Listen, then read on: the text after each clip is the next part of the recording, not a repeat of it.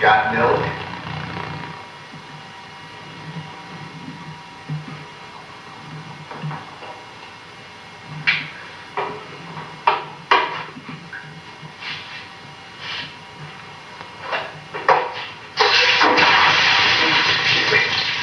Got water?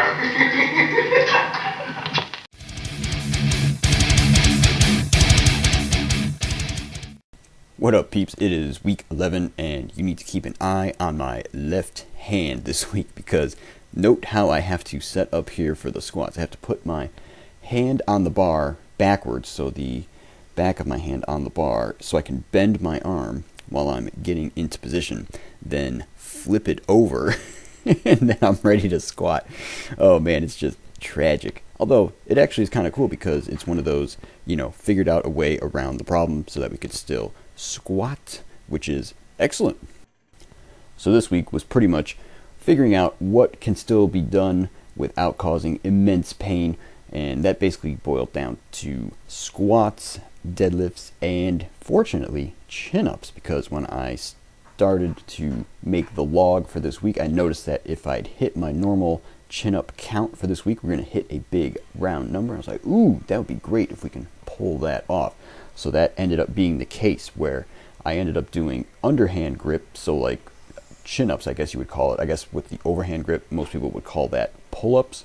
So the underhand grip worked well. The only problem I had with that was occasionally the very first rep of the set would hurt, and I ended up fixing that by getting a small step stool and positioning myself kind of like in a half rep position at first, and then I would just lower down to the bottom as the start of my set, and then everything was fine after that.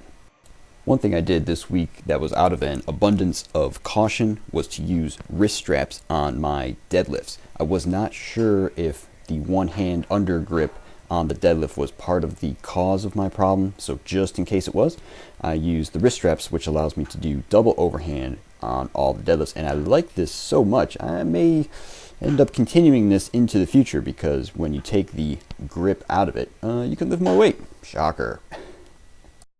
And here on Monday, you're going to see stuff that I normally don't film, which is just the squats and deadlifts, because that's pretty much all that got done, along with the chin-ups. And here on Monday, I call this my recovery day. I do 200 pounds, and I'm just trying to add reps to this. I'm currently at 3 sets of 6, and this is fairly easy. It's not super easy, but it's fairly easy, and just gets the blood flowing and helps things get recovered after the Mother Sunday workout.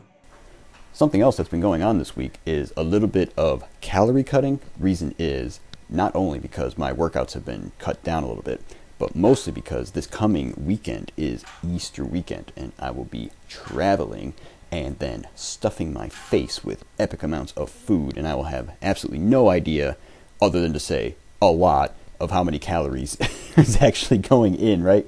So I figure it's always best to account for it beforehand, because I think when you say, oh, I'll make up for it afterwards, I don't think that works. I like to do it beforehand and try and make some room, and then when you're at the event, you don't have to feel guilty, you know what I'm saying?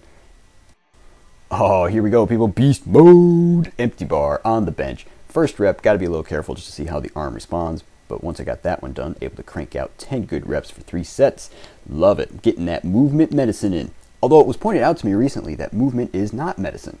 Medicine is medicine. And I have no comeback to that. I'm like, yeah, I can't argue that.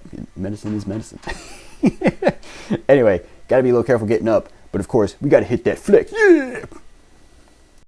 And unfilmed, same idea on OHP. Light weights, high reps, kind of careful, blah, blah, blah, get some movement in. And it's hump day! Oh, yeah! Hey, hump day was great for a few reasons. If you notice here, I'm able to get under the bar carefully, but with the normal starting grip. So that is improvement like crazy. Take it. Yeah, so a good squat here, 340, moved really well, it's feeling good this day. And then followed that up with 2 sets of 2 with 315 on the deadlift, and that went well as well. And then followed that with 5 sets of 5 with 225. So yeah, oh, by the way, pants on and off, definitely a lot better this week. Starting around Tuesday, definitely be able to get the pants on and off with maybe like a 2 or a 3 level of pain, which is basically just saying, hi, I'm here, don't forget about me, as opposed to a 7 or 8, which is like, oh my god, it's terrible. And last day of the week, Thursday, able to do a little bit of movement medicine with the incline press and the behind the neck press. So excellent stuff there. I may not see you guys next week simply because I'm going to be missing 2 days when I'm traveling this weekend. May not be a whole lot of stuff to show. So if I don't see you next week, I'll definitely see you the week after that. You guys take care.